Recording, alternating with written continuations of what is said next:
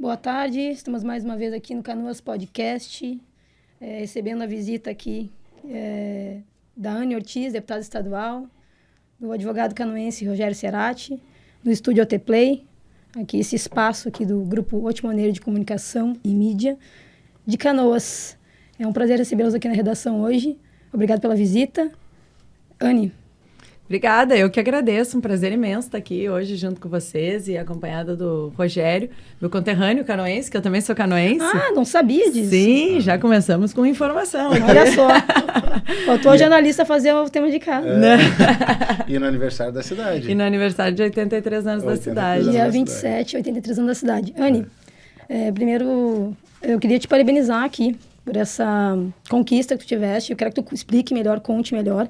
Foi uma das manchetes do Jornal Otimoneiro essa semana, a inclusão de educação financeira nas escolas gaúchas. E eu quero só fazer uma ponderação já de início. 34 votos a favor e 6 contrários. Me explica esses 6 contrários, porque eu não entendi. Pois é. Não, nem tu, nem muita gente... Mais da metade do estado. E do Brasil inteiro, né? Porque foi um assunto de repercussão nacional. A questão da educação financeira e principalmente... uma fala de uma deputada que repercutiu muito, que diz que não pode ser ensinada educação financeira nas escolas, enfim. E aí eu lamento muito, né? E me questionei desde o começo, assim, quando eu protocolei o projeto. Foram 7 anos batalhando para que o projeto tramitasse na Assembleia Legislativa e fosse votado. A quem interessava, né, que crianças e adolescentes não aprendessem sobre educação financeira. Quem interessa, né, manter e perpetuar as gerações na ignorância, na pobreza, na dependência das benesses do Estado. Então, a gente que batalha por educação financeira sabe como esse tema é importante. Como a educação financeira pode transformar vidas. E a gente, dentro da educação financeira, tem que falar muito mais, não só sobre juros compostos, juros simples, cartão de crédito, investimento, poupança, mas sobre escolhas, sobre as decisões que tu toma dentro da tua vida, as escolhas que tu vai fazer, o consumo consciente, o combate ao superendividamento, que é um problema muito grave do nosso país hoje. O número de endividados... e de superendividados, ele ultrapassa já os últimos índices dos últimos anos. Assim, a gente tem um alto índice de endividados e superendividados. Então, a gente precisa discutir educação financeira. Precisa, através da educação e também da educação financeira, ajudar a construir uma sociedade mais crítica, uma sociedade mais consciente, que tenha... mais condições, não só de lidar com as suas finanças pessoais, as suas finanças familiares, mas também um olhar crítico em relação às finanças públicas, aos gastos do governo. Então, eu também tenho uma outra bandeira, né, que eu trabalho muito dentro da Assembleia Legislativa, que é o combate a privilégio. É combater os privilégios, os penduricalhos que corroem as finanças públicas. E se a gente pudesse ter uma sociedade mais consciente, enxergando que o dinheiro público é o dinheiro do pagador de impostos, não é dinheiro dinheiro de ninguém. É dinheiro nosso, de quem trabalha, de quem produz. Que esse recurso seja bem investido. Se as pessoas tivessem consciência disso e uma visão muito mais crítica da utilização desse recurso, com certeza a gente chegaria muito mais dinheiro lá na ponta para quem precisa do que hoje, como a gente vê, né? Então, realmente é uma dificuldade muito grande a gente falar sobre isso, porque tu vê muitos interesses ainda, né? Contrários, né? A que as pessoas se libertem desse estado paternalista, de um estado que tudo dá. E principalmente de discursos, né, muitas vezes ideológicos. Então, esse projeto acabou colocando para fora, expondo, né, o que está por trás, não de aprender mais um conteúdo. Eu dizia antes da gente chegar aqui para o Rogério, tu ensinar alguma coisa para alguém, isso não ocupa espaço, né? Não é possível que a gente ainda veja esse enfrentamento tão grande. Agrega, né, o conhecimento. Mas, infelizmente, nós tivemos o voto contrário aí, tanto do PSOL quanto do PT, que não querem de jeito nenhum que a educação financeira seja ensinada nas escolas. Para tu veres como não é uma distância tão grande da nossa realidade, eu sou escoteiro há 25 anos. E o movimento escoteiro, que é o maior movimento de jovens do mundo, 100 anos, ele ensina educação financeira para os jovens. E muitos jovens são de zonas periféricas. São jovens que estão inseridos dentro de zonas de marginalidade, de vulnerabilidade social. E dentro do movimento escoteiro, através do nosso caráter pedagógico, a gente ensina também, que um dos artigos da nossa lei é educação financeira, para ser consciente daqueles gastos que ele está tendo dentro da sua família, desde pequenininho. Eu ia te falar sobre E o isso. escoteiro, ele entra com 7 anos de idade, dentro do movimento escoteiro. Então, ele já tem essa educação até os seus 21 anos.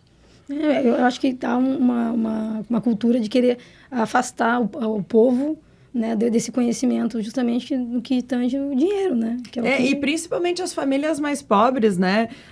Saber lidar com isso, enxergar dentro da sua realidade, principalmente buscar novas perspectivas para conseguir sair daquele lugar, né? Então, eu sempre digo isso, eu não venho de família rica, tradicional. Inclusive hoje, além de ser o aniversário aqui da nossa cidade, de Canoas, hoje faz 62 anos que o meu pai, os meus tios, minha avó, meu avô desembarcaram no Brasil sem absolutamente nada para tentar aqui buscar uma nova vida. Então, as pessoas precisam conhecer a sua realidade e principalmente lidar com finanças, né? Muitas vezes a gente via isso, inclusive apartado das mulheres, né? As mulheres não discutem dinheiro, quem cuida do dinheiro é o homem, ou o pai, o irmão, o marido, enfim. E muitas vezes dentro a educação financeira, ela conversa com diversas pautas. Por isso que é importante a gente falar sobre a educação financeira não como uma matéria, e nem se presta a ser uma matéria, né? Porque muita gente perguntou, mas daí vai ter um professor a mais? Como é que vai ficar o currículo, que já tem muitas matérias? Não é uma matéria a mais, é um conteúdo que vai ser discutido de forma transversal dentro de todas as matérias. Tu pode falar sobre violência contra a mulher dentro da temática da educação financeira. Porque muitas vezes as mulheres não saem daquela situação de violência, não conseguem se afastar porque dependem financeiramente do companheiro, que é o companheiro agressor. Então, quando tu fala de educação financeira, tu tá falando de perspectivas de futuro para muitas crianças e muitos jovens, aprender a saber lidar com o seu recurso, buscar outras alternativas, falar de renda extra também, né? Para abrir um negócio, a gente tem um povo muito empreendedor, né? Mas muitas vezes... Muito criativo. E não consegue. Então, assim, tá mais preparado para o empreendedorismo, para o próprio mercado de trabalho, para poder saber lidar dentro do mercado de trabalho. E eu acho que a gente teve uma grande vitória mesmo. Inclusive, hoje de manhã já falei com o governador sobre a sanção da lei, né? A gente precisa sancionar a lei, porque passou na Assembleia, mas ainda não foi sancionado. E aí, o que tu acha? Não, ele falou, eu vou organizar aqui com a Casa Civil. Não, eu acredito que vai sancionar, não tem por que não sancionar um projeto como esse. Interesse público. De total. Pegando um mas gancho falando aqui, nele... Pegando um gancho aqui, Simone, Anne, quando nós estávamos na gestão aqui em Canoas de 2017 a 2020 no gabinete da vice-prefeita, nós aprovamos um projeto que foi um decreto municipal de empregabilidade para mulheres que sofrem violência doméstica. Porque um dos últimos ciclos de violência doméstica que se tem é ela sair daquele ciclo da dependência econômica do marido. E muitas vezes a mulher não sai justamente pela dependência econômica e também por ter os filhos ali em conjunto no berço familiar. Então, o poder público ele tem essa obrigação de transferir também essa responsabilidade que tem dentro da sociedade para dentro de si e auxiliar aquela pessoa a sair da situação de vulnerabilidade. A gente sempre fala em aprender a pescar, né? Ensinar a pessoa a pescar e não só simplesmente entregar o peixe. Eu iria até mais longe. Eu acho que a gente tinha que mexer em toda a grade lá que ensina na escola. Eu acho que tinha que mexer em muita coisa ali. Tinha que ensinar para a vida. Exatamente, ensinar para a vida. Essa é a frase que eu uso sobre a educação financeira. Educação financeira ensina para a vida. Ensina... todas as tuas decisões estão atreladas a isso, né? Dentro da sociedade de consumo. Então, a gente precisa discutir isso e essa é a realidade que está posta. Ainda mais nesse momento que a gente está vivendo, né? Exatamente. E muitas vezes o argumento de que, mas as famílias não têm dinheiro, elas precisam de dinheiro e não de educação financeira. Isso é tão raso, né? É um argumento tão pequeno, porque realmente muitas famílias precisam sim de mais dinheiro, mas não adianta elas terem mais dinheiro e não saber lidar com aquilo, né? Não tomar as decisões corretas para melhor utilizar aquele recurso que elas têm, os parcos recursos. Então, realmente, eu tenho esse projeto como uma grande vitória dentro do mandato, entre todos os outros projetos, que eu me orgulho muito de ter sido a proponente e ter chamado para dentro da Assembleia Legislativa para a gente poder discutir essas questões, como aposentadoria de ex-governador, fim de aposentadoria de deputado estadual, mas esse também, como de transformação da nossa sociedade, foi uma grande vitória para nós que esse projeto fosse aprovado, mesmo com os votos contrários, né? Porque o importante é que a gente... ele não exclui outros projetos, né, que possam agregar também na grade curricular. Isso que deputados eles têm que ter consciência disso. Esse é um projeto que agrega, assim como outros possam surgir também. E que, se for favorável e não trouxer dificuldades para incluir na grade curricular, os deputados também têm que votar a favor, independente da legenda partidária, independente da ideologia partidária. Te deixar numa sinuquinha aqui. Já que tu veio aqui, né, no estado da cidade, a gente tem mais para comemorar ou mais para... A gente tem que avançar, né? Para a cidade a gente tem que avançar. A gente passou agora pelos últimos meses aí em que a classe política ela já está no Brasil todo desacreditada, né? E quando a gente tem pessoas assim como a deputada Anne que trazem projetos que impactem positivamente e que não tragam mais custos para o Estado e que na realidade diminuam, a gente tem que fazer evidência a esses para que se tornem exemplos para o que aconteceu aqui na cidade. A gente está vendo aí a classe política e Canoas ainda tem um espírito interiorano que o vizinho do lado sabe muito bem o que está acontecendo dentro da política, o prefeito foi afastado, tem denúncias graves que estão acontecendo na cidade. Então, hoje a gente não tem que comemorar, a gente tem que refletir onde que a gente quer estar nos próximos 83 anos. Uma cidade riquíssima que não tem saúde para a população. Não tem hospital. Exatamente. As pessoas aí estão precisando de atendimento pelo SUS e os recursos estão indo em outros lugares. Não tem pediatra, né? deputados então, lá de fora trazendo emendas para cá para trazer um pouquinho, 500 mil, 200 mil para a saúde, vai, não sei onde é que vai. Os recursos eles ficam se esvaziando dentro desses penduricários, dos privilégios que vão acontecendo na classe política. E a fiscalização é fundamental, né? Acho que, claro, hoje se comemora, né? Obviamente, o aniversário da cidade. É importante a gente falar disso, mas tem que lamentar a situação atual, né? Não tem como não lamentar que hoje a situação política, né, que se vive aqui em Canoas e toda a situação que se apresenta, mas que a gente tenha esperança, né, no futuro. Acho que não dá para perder as esperanças, porque senão eu não estaria na política, Rogério não estaria fazendo política, as pessoas precisam fazer política. Não política partidária somente, ou se colocar como um pré-candidato ou uma pré-candidata. É importante a gente discutir política e valorizar a política, porque tudo é definido através da política. Muita gente diz, eu não quero saber. E é verdade, sabe? Muitas vezes a responsabilidade dos políticos por isso, ela é real. Porque muitos entram na política para se beneficiar ou buscar benefícios e interesses particulares ou dos seus. Mas quando a gente enxerga que tem muita gente, não é pouca gente não, tem muita gente que quer, através da política, fazer as mudanças que a gente precisa na nossa sociedade, as pessoas precisam participar da política. Não adianta tu ignorar e dizer, eu não vou me envolver, porque as eleições estão aí, vão se eleger 31 deputados federais, 55 deputados estaduais, a gente gostando ou não gostando, a gente não participando... vai parar a eleição por tua ou causa. não participando, exatamente. Então, por isso que é importante conhecer o candidato, conhecer o histórico, discutir política. É importante discutir, porque só assim a gente vai avançar e eleger pessoas mais capacitadas e qualificadas para representar toda a sociedade. Então, quando a gente vê muitos escândalos acontecendo, claro que vem aquele sentimento de, nunca vai dar certo, sabe? Mas eu acho que tem que ter essa expectativa e essa esperança. Isso não só aqui para o município, mas, claro, aproveitando, né, que a gente está falando hoje do aniversário da cidade, mas a gente ter essa esperança, né, para melhorar realmente os quadros. E muitas pessoas elas vão começar a se preocupar em ano eleitoral em agosto, em setembro, quando começam a verificar falar, né? Dentro da televisão, as publicidades, quando na realidade o preço do leite vai aumentando todo dia, o preço da passagem vai aumentando todo dia, a fila do SUS vai aumentando todo dia, e isso é política. É a política de vizinhança, de tu conhecer quem é o teu vereador, quem é o teu deputado, quem tu votou na última eleição, quem tu pode cobrar. Onde é que tu vai estar daqui a 4 anos? Falando com ele? Com outro candidato? A participação popular. Conversando com as pessoas, e algumas pessoas me dizem assim, mas eu não sei ainda em quem eu vou votar. É sério, falta poucos meses, tu ainda não sabe, mas que não começou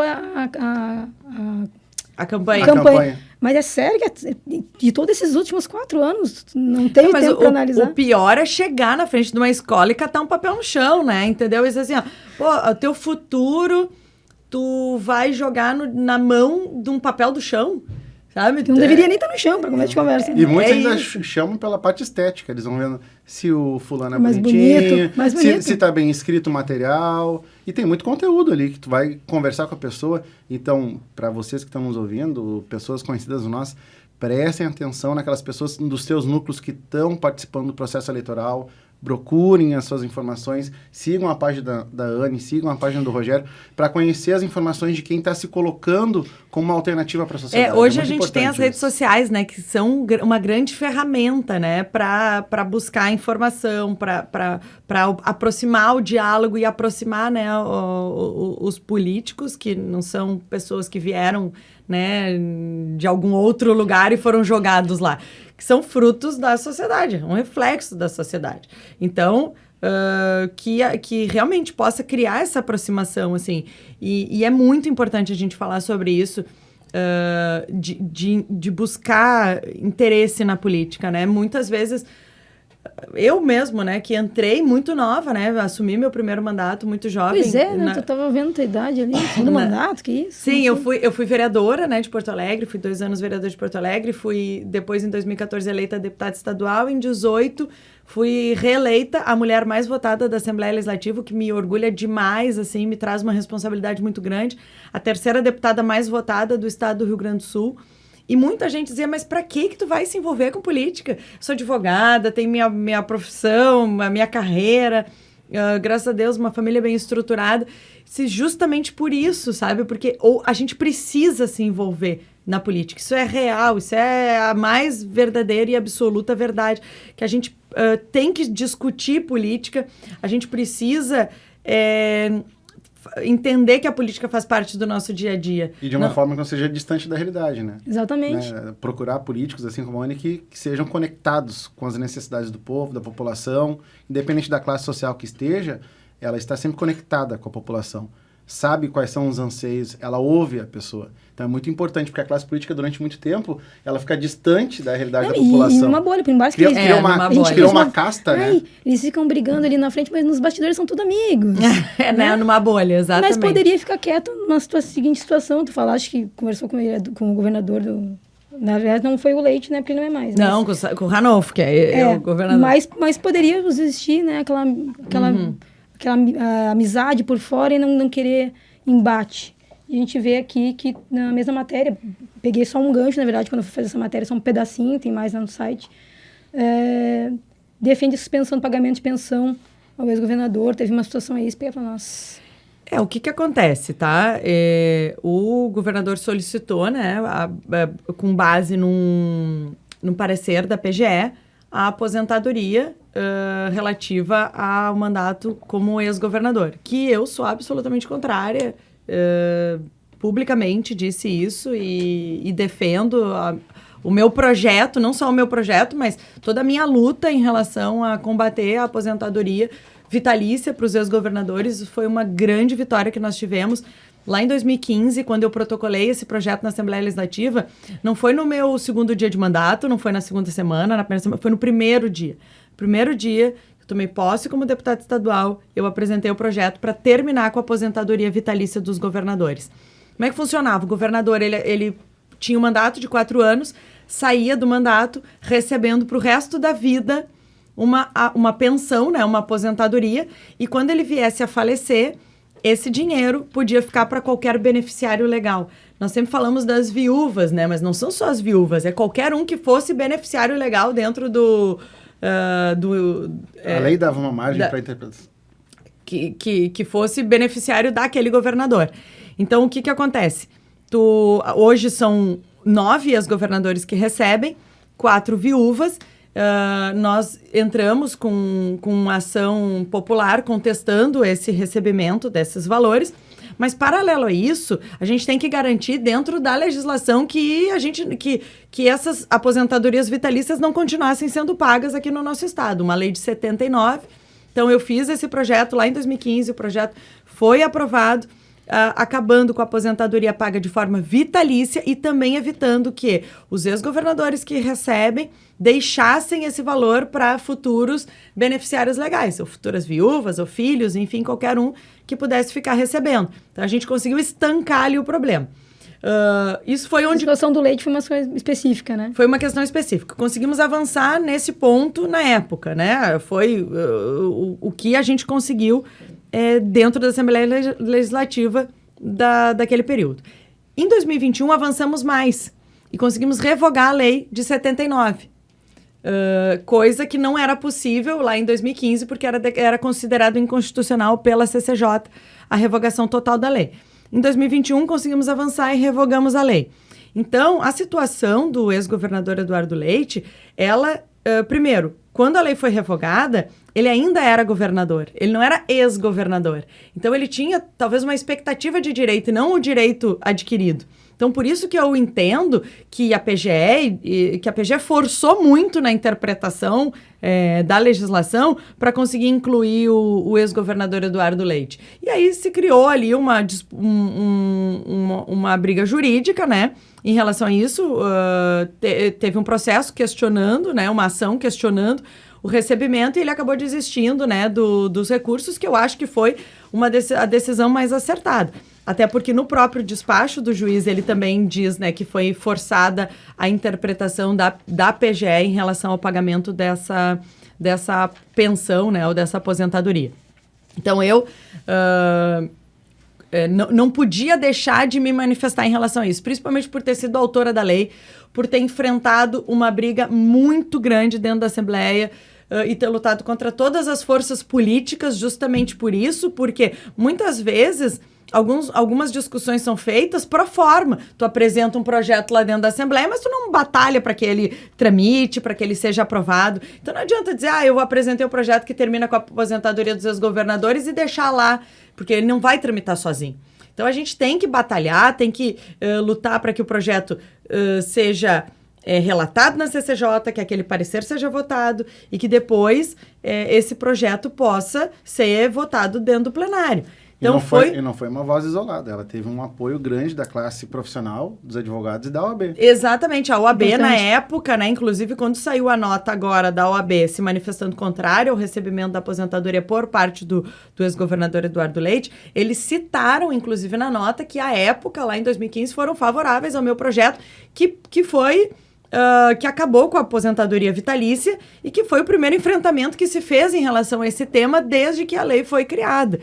Então, lá em 79. Então, assim, a gente é um histórico de luta. Então, não tem como tu deixar isso simplesmente porque, não, mas é mais um recebendo, não é mais um recebendo. Então, a gente precisa fazer esses enfrentamentos e precisa nos posicionar. Então, a sociedade não entende mais isso, não aceita mais que alguém, por ter ocupado um cargo, saia do seu mandato levando um pedaço do Estado para o resto da vida. Como se fosse proprietário disso. E da mesma forma... Um aluguel vitalício, né?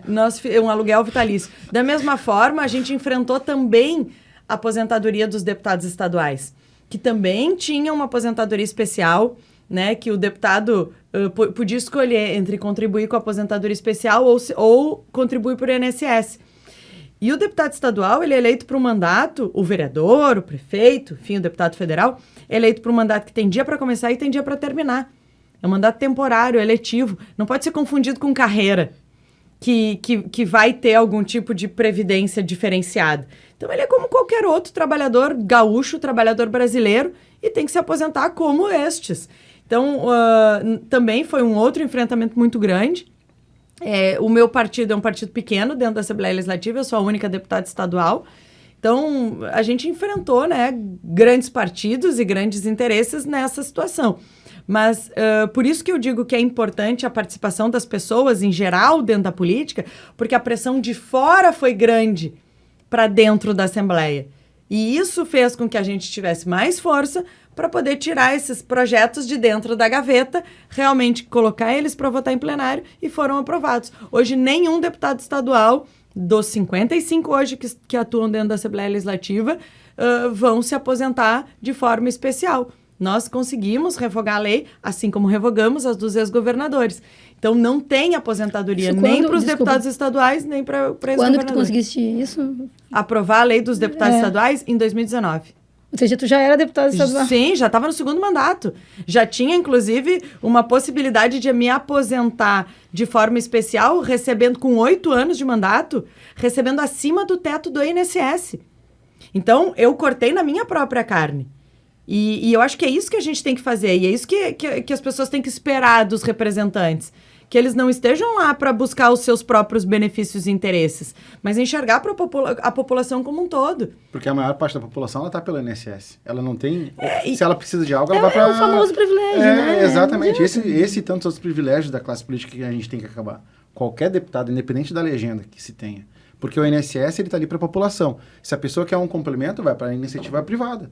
Faz uma previdência complementar. Não, e era surreal, assim, a aposentadoria proporcional, no meu caso, com 8 anos de mandato, eu receberia acima do teto do INSS, com 8 anos de contribuição. Recebia já poderia receber, a proporcionalidade está acima do teto do INSS. Um trabalhador tem que trabalhar a vida inteira, contribuindo no teto, para conseguir receber o teto do INSS. São poucos os que conseguem contribuir pelo INSS no teto. E pouquíssimos que conseguem receber depois do teto. Chega a ser constrangedor, né? Exatamente. Acho que essa é a palavra, constrangedor. Tu chegar em algum lugar ou até mesmo, que nós estávamos falando aqui, que tá com uma dificuldade enorme com a questão da saúde, as pessoas levando os seus filhos. Eu sei que teve, eu não sei se ainda tá, mas teve uma falta de pediatra. Eles se demitiram todos por falta de condições de trabalho. Exatamente. Então, assim, o pediatra não pode atender, e eu conversei com alguns médicos, como é que tu vai atender se não tem uma medicação para dar para aquela criança? Qual é a responsabilidade? Eu tenho 2 filhos pequenos e sei o que passa uma mãe, um pai com um filho doente. Então, assim, de tu não ter acesso, tu ter uma preocupação, mas se o meu filho ficar doente, como é que eu vou fazer? Será que ele vai ter o atendimento necessário e adequado? E, ao mesmo tempo, os políticos lá recebendo aposentadoria especial de uma lei que a Assembleia mesmo criou. Que eles mesmos se concederam, eles que fizeram a sua própria previdência. Vamos fazer, como é que vai ser a nossa previdência? É bom aqui? que esse exemplo dessa alternativa que a gente teve aqui no Rio Grande do Sul, que sirva de exemplo para outros estados também, né? Que a população, ela analise isso, e os veículos de comunicação têm um papel muito importante nessa situação, de outros estados também se apropriarem disso, porque uma lei, quando a gente propõe, ela não é só feita para aquela realidade, ela é para todo o território brasileiro. Então, se apropriar daquilo para que dentro da sua realidade territorial, no município ou outros estados também proponham, tenham deputados que também proponham isso. E é importante a gente saber que isso existe, né? Porque muitas vezes as pessoas nem sabem Serve de que modelo. isso existe. Exato. Serve de modelo. Nem Os sabem. bons exemplos. Não sabiam, né? Eu nem sabia que deputado tinha aposentadoria especial. Eu nem sabia. Então, a grande maioria da população nem sabia que essa previdência especial tinha sido criada dentro da Assembleia Legislativa. Claro que daí, quando a gente ingressou com o projeto de lei para terminar, aí, claro, daí a gente conseguiu, né, através, inclusive, da mídia, que isso pudesse ser repercutido, né, para todos os cantos aqui do estado. Mas uma grande parte das pessoas falava, eu não sabia que o deputado tinha essa aposentadoria especial. Mas eu tô conversando com 2 advogados, tem que ser um privilégio, porque vocês também sabem explicar melhor. Eu converso com muito político que não sabe explicar direito. Mas tá tudo bem, importante. Eu acho mesmo que tu tava falando agora que não basta só tu propor, ter boas intenções, tu tem que ter vontade de fazer política. E apoio. E parabéns, porque olha, vocês são pré-candidatos. Somos pré-candidatos. Então, por favor, falem sobre isso, por favor, Rogério. A minha pré-candidatura, ela passa muito pelos últimos 14 anos, né? Eu comecei com 14 anos de idade no escritório do Jorge Wecked. Eu cheguei lá como um jovem estagiário e cheguei até a ser sócio do escritório. E eu sempre pautei, a Gisele participou de eleições também e foi vice-prefeita aqui da cidade, sempre pautei de participar de processo eleitoral junto com pessoas que tivessem a mesma sintonia de conhecimento, de propostas e que também fossem contra privilégios. E nesses últimos meses aí eu já conhecia a Anne, antes mesmo dela concorrer a primeira vez para vereadora, E a minha decisão de participar com ela é justamente porque ela representa tudo aquilo que eu aprendi desde os meus 14 anos de idade. De participar de política de forma transparente, coerente, com pessoas que eu acredito e que me representam. Porque eu, como na tentativa de ser um representante popular, também preciso de espelhos.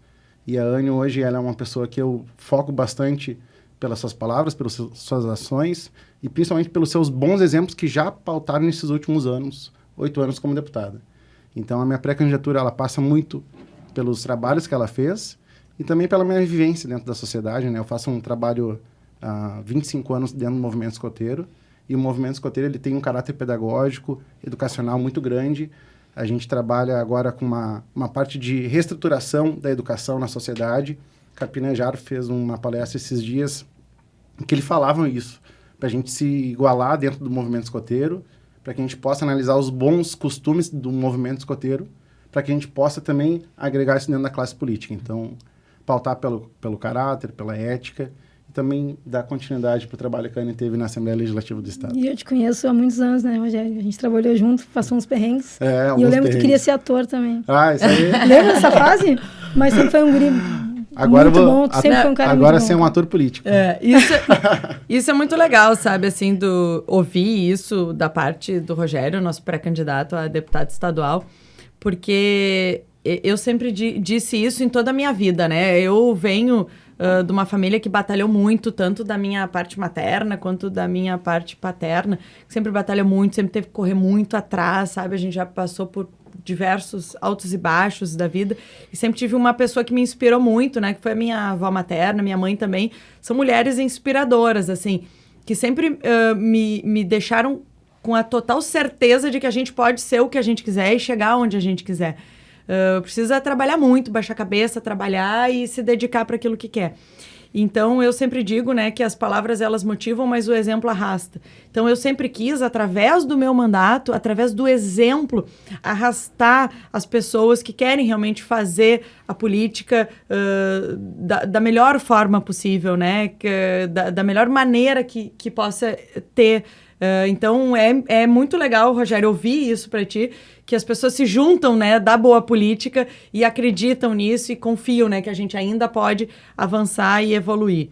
E também, da mesma forma, eu sou pré-candidata a deputada federal, porque eu acho que a gente também não pode se perpetuar dentro de um espaço, acho que a gente tem que partir para novos desafios e buscar outros espaços e deixar aquela semente que a gente plantou para que novas lideranças possam vir, para que a gente possa realmente oxigenar a política e trazer pessoas bacanas, né? E temos muito ainda que enfrentar no cenário nacional, né? Então, é um grande desafio, mas a gente está muito convicto, né, dessa possibilidade da gente poder fazer esses enfrentamentos que a gente fez aqui já lá na Câmara Federal, porque precisa muito, né? Se a gente tem muito privilégio aqui no Rio Grande do Sul, tu imagina no cenário nacional que não tem, né, de privilégio para a gente combater. Porque tem 10 vezes mais colegas, né? E queremos ver mulheres lá também, né? Exatamente. Mais mulheres. E da mesma forma, assim, para mim, estar aqui fazendo política ao lado do Rogério, que é um canoense, assim como eu, e que tenho memórias afetivas aqui da cidade, principalmente do bairro Matias Velho, que é onde a minha avó tinha a casa de todos os finais de semana, né? E das férias que eu passava lá junto filha do com Gracinha. ela. Sim. Sim, eu nasci no Gracinha e a minha avó era merendeira na escola, lá no bairro. Então, eu tenho uma memória afetiva muito bonita aqui, sabe? Assim, de férias na casa dos avós, de vir para cá, eu e os meus irmãos e tal. Então, ter essa relação, assim, com a cidade. Então, para mim, é super importante a gente poder fazer esse trabalho em conjunto, assim, sabe? Caminhar junto e ter uma parceria aqui no município para a gente poder falar da boa política, falar que é possível e que não é impossível, assim, que isso é viável, sabe? Porque as pessoas falam, mas tudo bem, tá cheio de gente de boa vontade, mas chega lá e não consegue fazer sim. E a gente pode provar. É isso aí. Dois canoenses no dia do aniversário de Canoas. Agora, dia 29, Gracinha faz 60 anos. Vou fazer uma matéria especial com Gracinha. Muito obrigada por vocês terem visitado o nosso estúdio. agradecemos. Obrigada. Boa sorte na trajetória de vocês aí na batalha. Eu sei que vai ser dureza, né? Vai dormir pouco, vamos dormir pouco. E parabéns, Anne, por... Fala que é após 7 anos, mas eu acho que faz muito mais. Eu acho que precisava há muito mais tempo. Eu queria ter tido essa aula. Eu também. Na escola. Senão eu não ia ter batido Eu acho que eu não estaria não tão ia ter dado vermelho. tanto murro em ponta de faca, né? Mas Não teria. Não Não estaria no SPC agora. Eu estaria no SPC. Não, teve muita gente que teve que aprender aos trancos e barrancos, né? Seria muito melhor se a gente pudesse ter uma consciência melhor disso, Porque já né? se fala nisso, né? A matemática serve para a vida. Mas qual é o exemplo que a gente vai dar na matemática ali? Eu acho que dá para gente associar com o preço da Exato. passagem. Do com leite. do Não, só para ter uma Tantas ideia, outras. eu com 18 anos abri uma empresa, tá? Eu porque queria ter um negócio e tal, abri a empresa. Meu pai emancipou meu irmão para a gente poder trabalhar junto. Meu irmão tinha 16. E por muito tempo eu trabalhei com cheque especial. E eu falei, gente, se eu tivesse lá na época, assim, um pouco mais de consciência das possibilidades que eu tinha, não tinha trabalhado tanto com cheque especial, né? E daí, muitas vezes, tu considera o teu cheque especial como fluxo de caixa, não é? Não Ou teria então, pago tantos juros. ou então dentro do próprio salário, né? Tipo, eu ganho X, mas mais o que eu tenho lá, então eu tenho 2X. E na verdade não é, o que tu tem é o que tu recebe, não o cheque especial do banco. Então, assim, muita coisa eu aprendi realmente ali, ó, caindo, levantando, aos trancos e barrancos. E consegui sobreviver, né? Eu tive essa empresa lá em Porto Alegre por 3 anos. Depois a gente vendeu lá e abriu em Novo Hamburgo, que eu trabalhei mais um período lá. Mas muito, sabe, com tentativa e erro.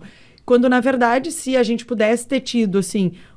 se eu pudesse ter estudado educação financeira dentro da escola, com certeza eu teria uma outra visão não só sobre o meu negócio, mas sobre as finanças privadas, as minhas finanças, né, particulares.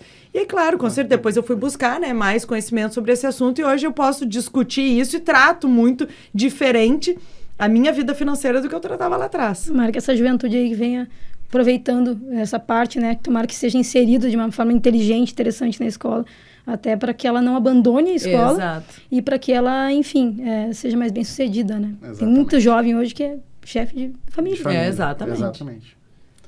Gente, muito Obrigada. obrigada. Obrigada. Ficaria eternamente falando com vocês. Eu sei que vocês estão corridos. Não, super agradeço, viu? Para nós, para mim é super importante estar aqui hoje e aproveitando esse espaço aqui também para falar um pouquinho mais do mandato, fazer uma prestação de contas, falando também sobre futuro, né? Expectativas e esperança aí da gente poder ajudar mais e mais sempre a transformar a nossa sociedade, o lugar onde a gente vive, né? Acho que esperança é a palavra.